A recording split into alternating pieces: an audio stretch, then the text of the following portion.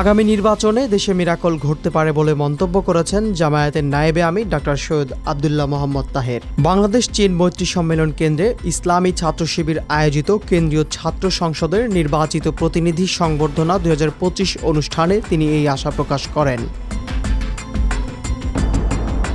অনুষ্ঠানে তাহের ছাত্র শিবিরের সাম্প্রতিক সাফল্য তুলে ধরে বলেন, ছাত্র শিবির পরপর 4টি বিশ্ববিদ্যালয়ের সাধারণ শিক্ষার্থীদের ম্যান্ডেট লাভ করেছে। এটি প্রমাণ করেছে ছাত্র শিবির একটা মাত্র সংগঠন নয়, শিবির হলো সমগ্র দেশের ছাত্র সমাজ। ওই অনুষ্ঠানে তরুণ সমাজের সমর্থন ও নির্বাচনী সম্ভাবনা নিয়ে আশাবাদ ব্যক্ত করেন তাহের। এ প্রসঙ্গে তিনি আরও বলেন, আগামী নির্বাচনে আর একটা মিরাকেল হতে পারে। ইনশাআল্লাহ আমরা আশা করছি বিশ্ববিদ্যালয়ের ছাত্র সংসদ জয়ের যে রিফ্লেকশন, এটা আগামীতেও হবে। আমরা এটা দৃঢ়ভাবে বিশ্বাস করি।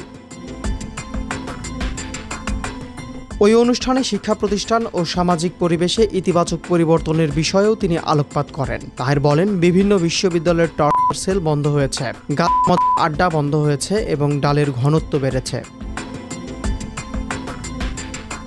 এছাড়াও তরুণ সমাজের রাজনৈতিক প্রভাব ব্যাখ্যা করতে গিয়ে তিনি বলেন, তরুণ ছাত্রছাত্রীরা একটি আদর্শবাদী দলকে সমর্থন দিয়েছে।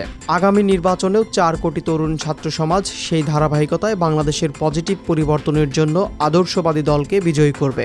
বিশ্ববিদ্যালয়গুলোতে ছাত্র শিবিরের এই সাফল্যকে দেশের তরুণ সমাজের গুরুত্বপূর্ণ শক্তি হিসাবে তিনি তুলে ধরেন।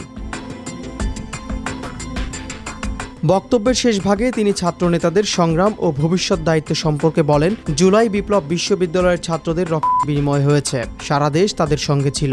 আপনাদের সংগ্রাম ফ্যাসিবাদকে বিতাড়িত করেছে ভারতে। আপনাদের সংগ্রাম শেষ হয়নি। এই সংগ্রাম দিয়ে দেশের দুর্নীতিকে সাগরে ফেলে দিতে হবে। এই লড়াইয়ে আপনারা ছাত্র সংসদের প্রতিনিধিরা ভূমিকা রাখবেন।